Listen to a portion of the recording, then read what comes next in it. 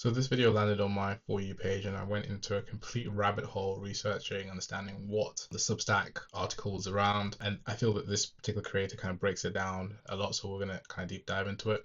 But in essence, a former paramedic, published a blog post on Substack, and the Dow Jones dropped by 800 points. So not a hedge fund, not a central bank, a paramedic with a Substack. We're going to watch this and watch the breakdown, and I'll give you guys my thoughts as someone who works in tech every single day. Points with a Substack post, and it's only Monday. He called it a thought experiment. The market obviously called sell signal. The scariest part was that nobody could really point to why.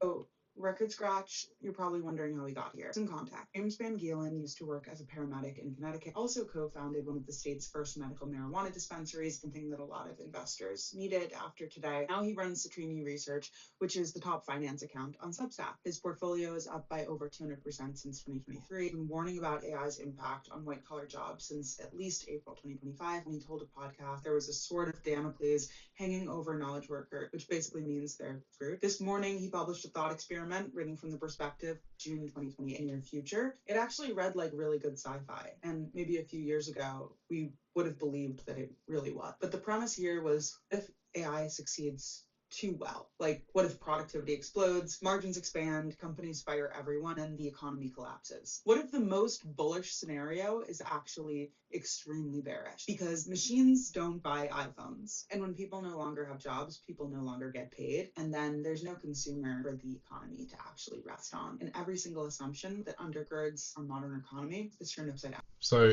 this is the part most people are going to kind of skip past. It's actually the most important idea in this whole video. Ghost GDP, output that shows up on paper but not necessarily circulates through real people. So let me put it simply. So if AI makes a company 10 times more productive and that company fires 80% of its workforce, the GDP number actually goes up and the profit margins also goes up, but nobody gets paid and is spending, and the economy that depends on consumers spending money just lost its entire engine. So in essence, the spreadsheet looks incredible, but the high streets as a result of this look empty. And that's what ghost GDP means. Here is what most tech people miss. We celebrate efficiencies like it's always a win, but efficiency without distribution is just, extraction at this point, right? And if the gains never reach people, they do not power the economy. That's the result of the ghost GDP output that shows up on paper. So corporate profits, productivity gain, it actually never circulates to real people because the people got fired. Here's where it gets specific and hits Wall Street. The report names names: DoorDash, MasterCard, Visa, Service. His argument is that AI agents don't have a home screen, don't feel lazy, they don't default to, I always order from here.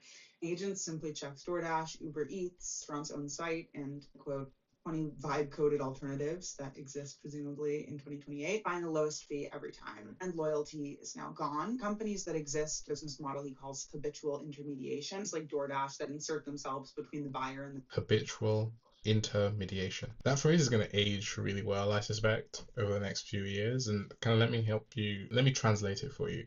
So there are companies worth billions of pounds right now whose entire business model is that you are too lazy to check the alternative. So in America, you have things like DoorDash. In UK, you've got the Uber Eats and such alike, right? Even parts of Visa and MasterCard kind of do the exact same thing.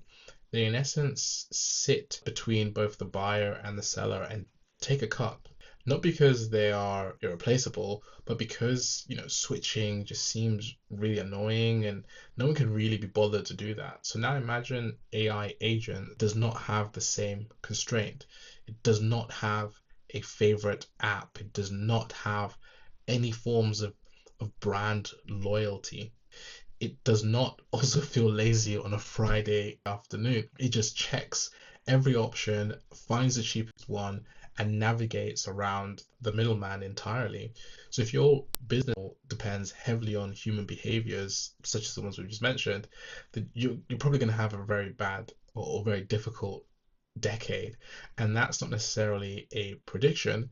It's just something that is very plausible. So yeah, let's keep watching the videos. She touched on a few other good points. I think it's quite good. Seller and earn fees, not because they provide some irreplaceable value, because customers use it out of habit, convenience, or inertia. It gets worse. AI agents start routing payments through stablecoins on Solana and Ethereum. They're bypassing the 2 to 3% interchange fees that fund Visa and MasterCard entirely. So in this scenario, MasterCard's 2027 earnings call reports that agent-led price optimization and pressure in discretionary category causes the stock to crater, and it spreads to India. India's IT services sector exports $200 billion a year. The entire model was built on the fact that Indian developers cost a fraction of American ones. But when AI coding agents cost essentially nothing, then that arbitrage just disappears. In his scenario, TCS, Infosys, Wipro, contract cancellations accelerate. These are all IT services and consulting companies. The rupee falls 18% in 4 months, and by Q1 2028, the IMF is in preliminary discussions with. So this is the part for me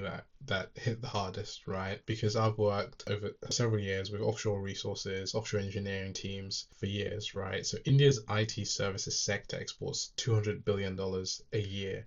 And like you mentioned, the business model is entirely built on, the one thing that revenue, impacting item, which is that Indian developers cost a fraction of what you get in the US or in the UK, in Britain. But when an AI agent costs next to nothing, the cost advantages that these countries have disappears overnight. Now, I want to be very careful here because I think she was also being rather careful, and so was the Substack author, was extremely careful around this scenario. I want to preface this with saying that this is just a scenario. It's not necessarily a prediction. I don't have a magical ball that I'm able to look into to predict, hey, here's all the things that can happen. I'm just primarily talking about here are plausible scenarios that could actually take place. And here's what I know from running, tech delivery for companies is that the conversations about reducing offshore headcount is already happening. They're not waiting till 2028 to make these decisions. Companies are already, what can we do now with fewer people and more AI? And if you scale that across TCS, Infosys, Wipro, and thousands of smaller firms that depend on the same model, the downstream impact on an entire nation's economy is enormous, right? It's absolutely enormous. But the direction of travel isn't hypothetical, right? It is already in motion. The report is explicit. This is a scenario, not a prediction, but Wall Street didn't care.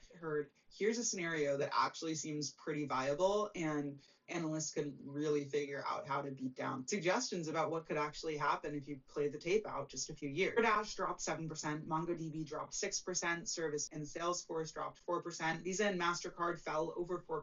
IBM, which wasn't even in the report, dropped 13%. It was its worst day since 2000. On top of that, Anthropic announced the same morning that Claude can now modernize a system that is a $30 billion annual market for it, though that's double whammy for IBM. Reporting went out. Michael Burry, the bear of bears, guy who predicted 2008, he tweeted the Citrini report with, "And you think I'm bearish?" If you have Michael Burry calling you out for being bearish, you're really setting new records. Right. So let's talk about what's actually happening in the markets. DoorDash dropped 7%, Salesforce service have all dropped as well. It's worst day since the early 2000s, right? And as you mentioned, if Mike Burr is the one predicting, a Substack post did that. Not earnings miss, not a rate hike, a thought experiment that a former paramedic in Connecticut had.